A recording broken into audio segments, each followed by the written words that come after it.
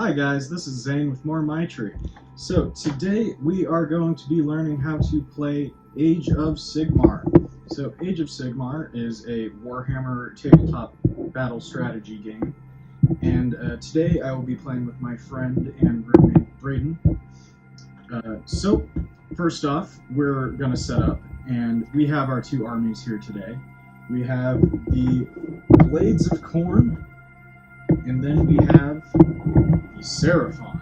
So I actually don't have the most recent Seraphon book. This is one that was printed a few years ago. Hopefully going to get the new rules soon, but we will be using the new rules anyway. Alright, and when we come back, we will have both the armies and the whole table set up to get ready to play the game. Alright guys, the table is set up now.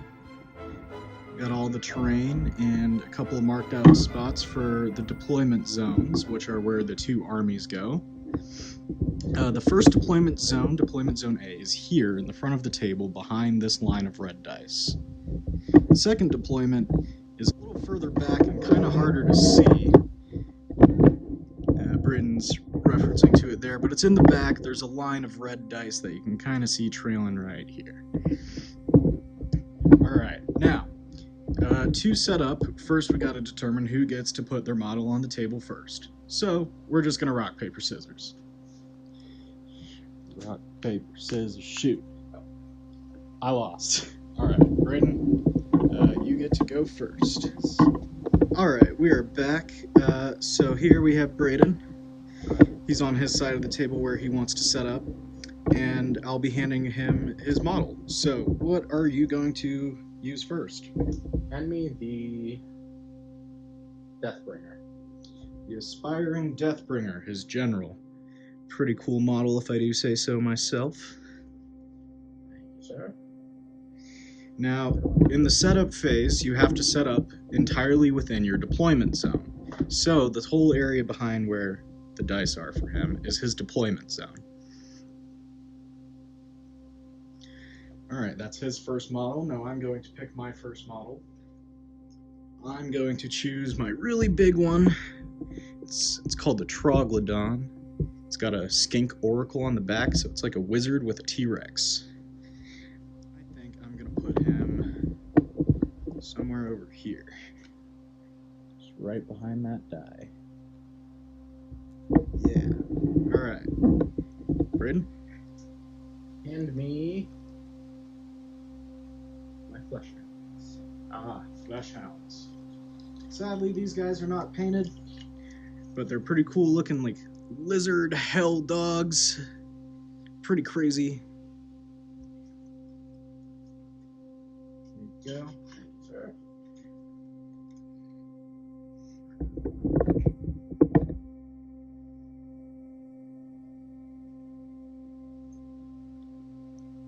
So, when you're setting up a unit, like those guys right there, all your unit has to be within coherency. What coherency means is that all the models within that unit, their bases, are within an inch of each other. So as we can see, his unit is most definitely coherent. They're all touching bases. That's about as coherent as it gets. Alright, and I will choose to set up my unit. I'm going to pick my Skink Priest. I think I'm going to put him up right over here. Alright, Braden? Hand me my unit of Blood Warriors. Alright, Blood Warriors. Your Khorne are also one unit, by the way. Blood Warriors. Bunch of big, beefy dudes with axes. So these guys, I'm actually going to set up.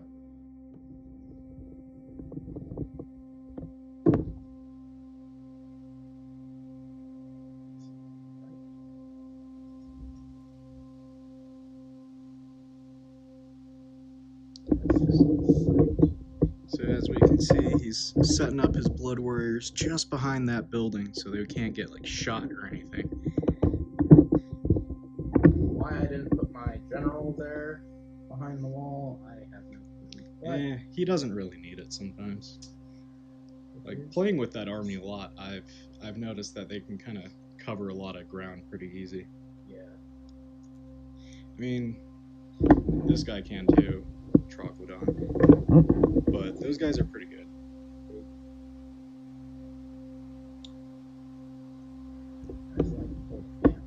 They do. Their axes often just kind of hold each other. It's kind of convenient, though. Alright, next I'm thinking here. I think I'm going to put up my unit of warriors right over there.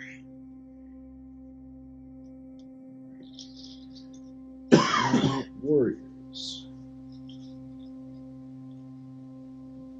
Go right over here, just behind the dice line. Braden, what unit would you like next? Hand me the Kolgarath, sir. Korgoraths. Alright, wise choice. Those things hit hard. Sure do. The Korgoraths, these big, like, demon spawn looking things with tentacle mouths, or they eat bones and stuff. Delicious, delicious. Full of calcium. Alright. Let's see. Sorry, wasn't filming that. Go ahead. I was trying to figure out where I wanted to put them. Very nice. Alright, I think I'm going to put my general somewhere close. I think over there on that temple. Just getting somewhat close by. Alright. What would you like next? You have a priest and then your unit of reavers. Hand me the slaughter. Alright, slaughter priest. Big guy with a big axe. It's pretty nasty looking.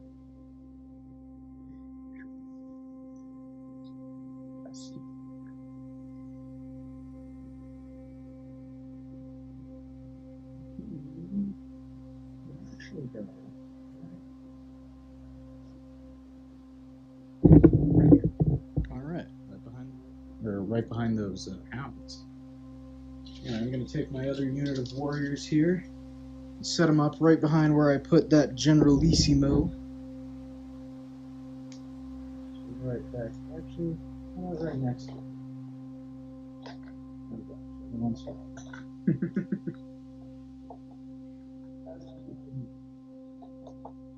Make sure that's stand up.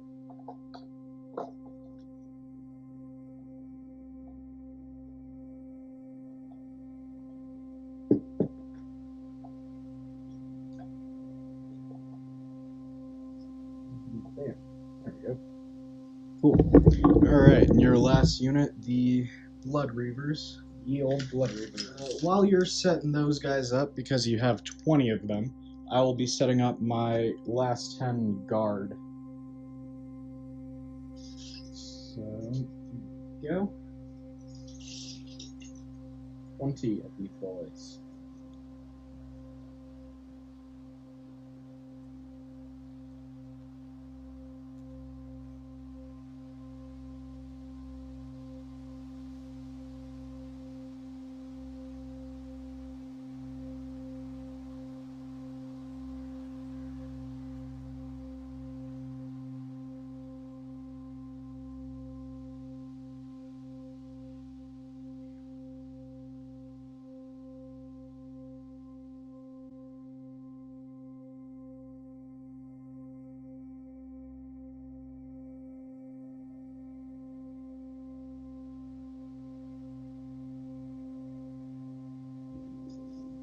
Surprised at how fast I'm setting these.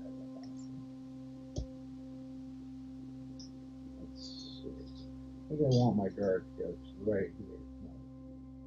Challenge it, right?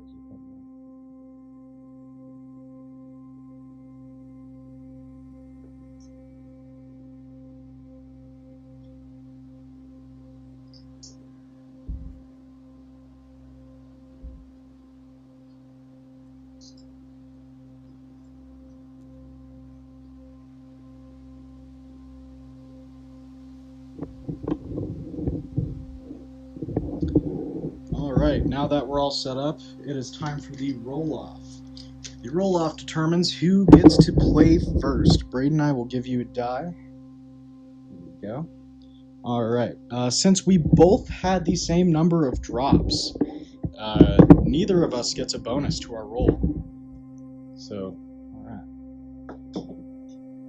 I got a 5, you got a 4. Alright, that means I get to pick who goes first. And I think I want my Seraphon to go first, so we'll be back with the first turn. Alright, so, before we go to my first turn, I have a special unit here that I didn't set up on the table. Now, these guys are called chameleon skinks, and their special ability allows them to come on the table in my first movement phase, I believe, and they can set up anywhere on the table more than 9 inches away from an enemy model. So this is what they look like. It's a little chameleon-looking dude with a blow dart.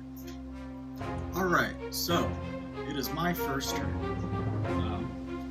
The very first thing that happens is the hero phase.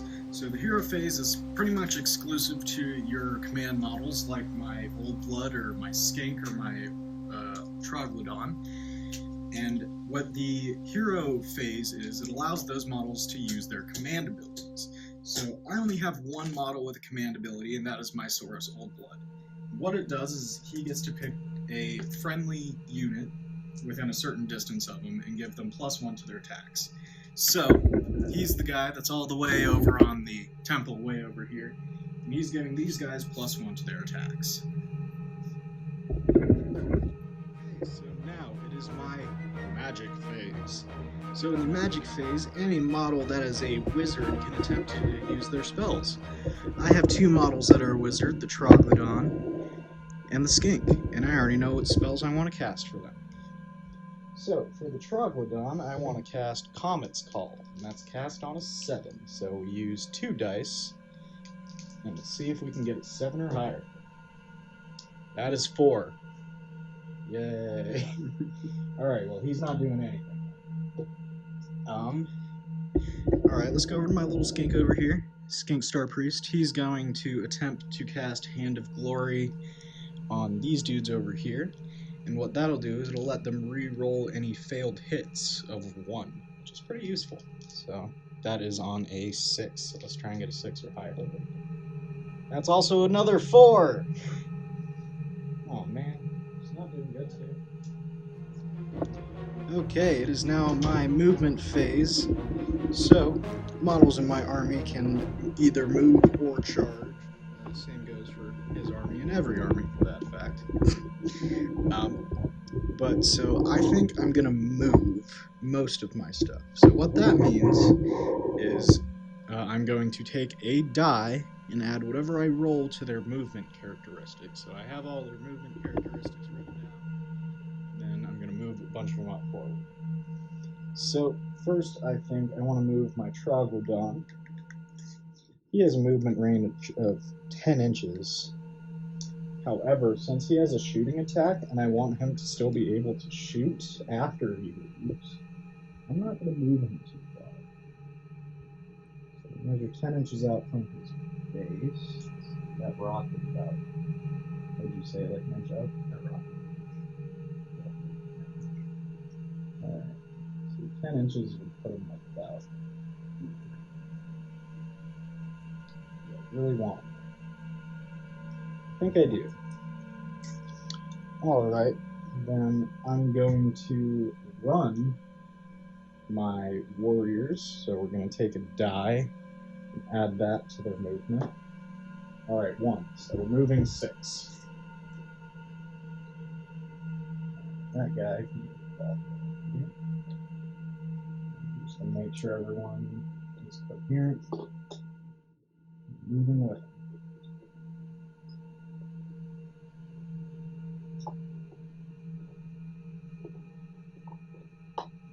Really hoping that they would get to move a little bit further and maybe go down the ramp here. Actually, I could say this guy can go better, but I really can't get much.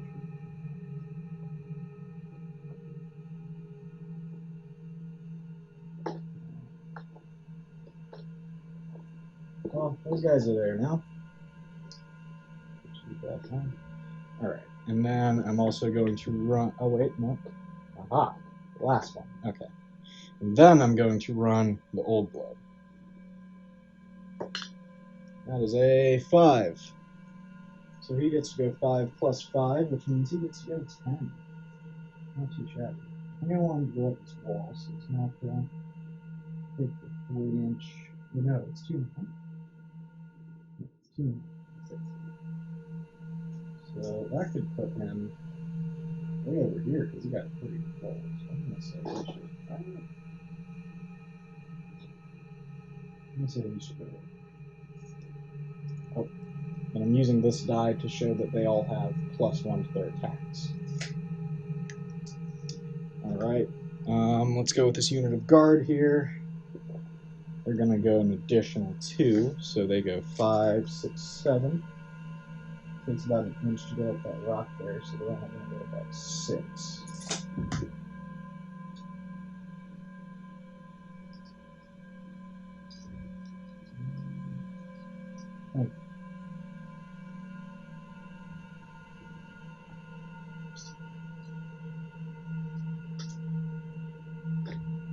Oh, you're holding tails.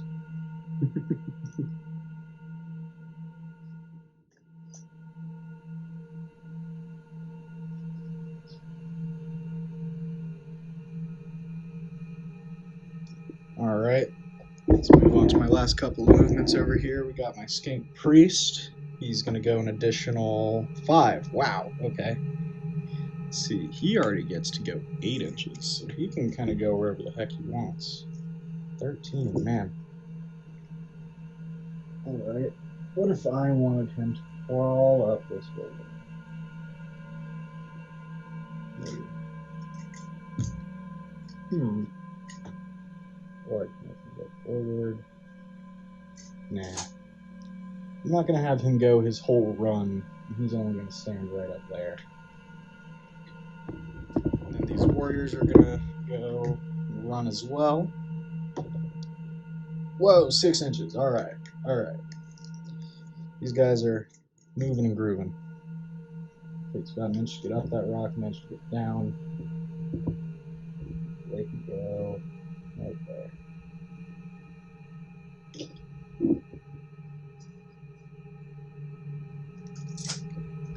Ah, cat! Stepped on a cat.